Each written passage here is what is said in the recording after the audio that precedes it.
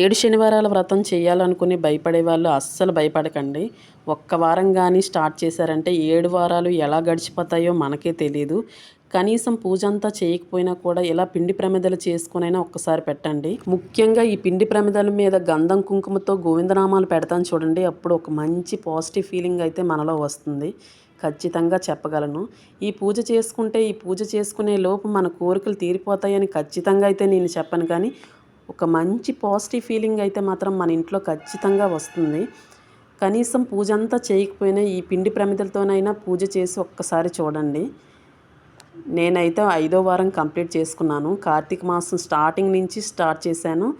ఎక్కడ అడ్డు అనేది రాకుండా 5 వారాలు చాలా మనస్ఫూర్తిగా, మనశ్శాంతిగా కంప్లీట్ చేసుకున్నాను.